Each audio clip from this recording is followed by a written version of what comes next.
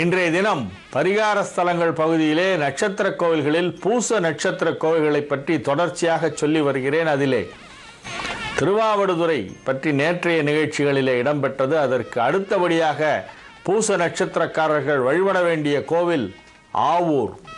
ஆவூர் என்பது கும்பகோணத்திலிருந்து மன்னார்குடி செல்லும் சாலையிலே வலங்கைமான் வந்து வலங்கைமானிலிருந்து கோவந்தகுடி என்னும் ஊருக்கு சென்று அங்கிருந்து ஆவூர் போக வேண்டும். ஊரின் பெயர் ஆவூர், கோவிலின் பெயர் பசுபதீஸ்வரம். தேவார பாடல்களிலே இது பசுபதீஸ்வரம் என்று அழைக்கப்படுகிறது.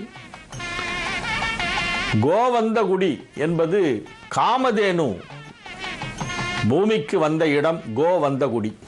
வசிஷ்டரின் சாபத்தால் பூலோகத்திற்கு வந்த காமதேனு முதலில் வந்த இடம் கோவந்தகுடி. அதற்கு அடியிலே இருக்கிறது ஆவூர். பசுவாக வந்து சிவபெருமானை வழிபட்ட தலம். இக்கோவிலிலே சென்றால் அங்கே ஒரு பசுமாடு தாமாக சிவலிங்கத்தின் மீது பாலை மழை போல பொழிகின்ற அழகான ஒரு திருவுருவத்தை காண முடியும்.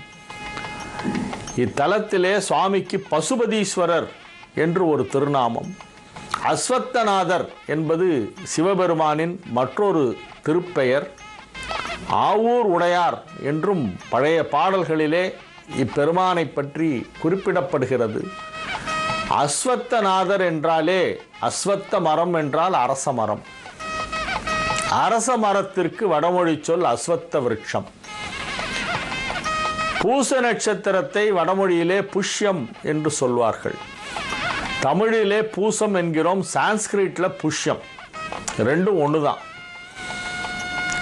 இந்த பூச நட்சத்திரத்திற்கு உரிய மரமான அரச மரம் தலவிருட்சமாக விளங்குகின்ற மற்றொரு சிறப்பு வாய்ந்த ஒரு தலம் இந்த ஆவூர். ஆவூரிலே சப்த ரிஷிகள் வந்து வழிபட்டிருக்கிறார்கள். நவகிரகங்களும் வந்து வழிபட்டிருக்கின்றன. சூரியன் சந்திரன் முதலாக நவகிரகங்களும் வந்து இறைவனை குறித்து தவம் இருந்து வழிபட்டு அருள் பெற்ற தலம். அம்பிகை, மங்களாம்பிகை, பங்கஜவல்லி என்று இரண்டு அம்பிகைகளின் திருவுருவங்கள் இங்கே காணப்படுகின்றன. தேவார பாடல்களிலே பங்கஜாம்பிகையை பற்றிய குறிப்பு மட்டுமே காணப்படுகிறது. மங்களாம்பிகை தான் ஆனால் இங்கே மிகவும் பிரசித்தம். மங்களாம்பிகை சன்னதியிலே வெள்ளிக்கிழமைகளிலே சிறப்பு வழிபாடுகள் எல்லாம் நடைபெறும். இவ்வூரிலே பிரம்ம தீர்த்தம், காமதேனு தீர்த்தம் என்னும் இரண்டு தீர்த்தங்கள் உள்ளன.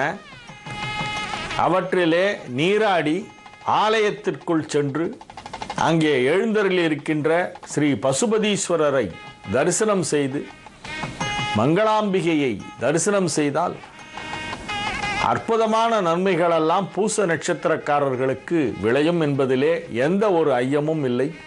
ஆவூர் என்பது ஆன்றோர்கள் பலர் வாழ்ந்த இடம். ஆவூர் கிழார் என்று சங்கப் புலவர் ஒருவர் இருந்தார். அவரை உலகிற்கு ஈன்ற மண் இது. அறிஞர் பெருமக்கள் எல்லாம் வாழ்ந்த மண். தவச்சீலர்களெல்லாம் வந்து தவம் செய்த இடம்.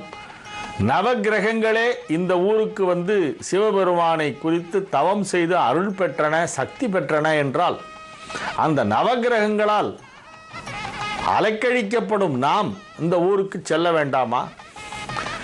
இந்த கோவில்களை பற்றியெல்லாம் வரிசையாக சொல்லி கொண்டு வரும்பொழுது, நட்சத்திர கோவில்களை சொல்லும் பொழுது ஒரு அன்பர் எனக்கு தொலைபேசி மூலம் தொடர்பு கொண்டு ஒரு சந்தேகம் கேட்டார்.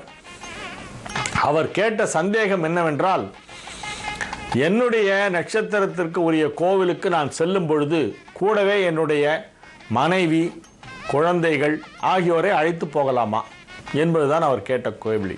எந்த கோவிலுக்கு போனாலும் குடும்பத்தோடு சென்று வாருங்கள் என்றுதான் நான் சொல்வதுண்டு. உங்களுடைய நட்சத்திர கோவிலுக்கு செல்லும் பொழுது உங்கள் குடும்பத்திலே இருக்கும் மற்றவர்கள், அந்த நட்சத்திரத்தில் பிறக்காதவர்கள் யாரேனும் இருந்தால் அவர்களெல்லாம் வெளியிலே வாசலிலே வெயிட் பண்ணிட்டு இருக்கணும். நீங்க மட்டும் போய் தரிசனம் பண்ணிட்டு வரணும் அப்படின்னு அவசியம் இல்லை. எல்லா கோவில்களுக்கும் எல்லோரும் செல்லலாம். இந்த வரிசையிலே நான் சொல்கின்ற கோவில்களுக்கு அனைவரும் குடும்பத்தோடு சென்று வழிபடலாம். உங்களுடைய நண்பர்களோ, உறவினர்களோ, உங்கள் குடும்பத்தைச் சேர்ந்தவர்களோ அவர்கள் பூச நட்சத்திரத்தில் பிறக்காதவர்களாக இருந்தாலும் அவர்களையும் நீங்கள் ஆவூருக்கு அழைத்து செல்லலாம். ஆவூர் கோவில் என்பது பூச நட்சத்திரக்காரர்கள் அவசியம் வழிபட வேண்டிய ஒரு கோவில். அதற்காக மற்றவர்கள் எல்லாம் அங்கே போகக்கூடாது என்று தவறாக அர்த்தம் எடுத்துக் கொள்ளாதீர்கள். அனைவரும் சென்று வழிபட வேண்டும். நியாயமாக பார்த்தால் எல்லா கோவில்களும் எல்லோரும் சென்று வழிபட வேண்டும். பாடல் பெற்ற சிவன் கோவில்கள் மொத்தம் 276.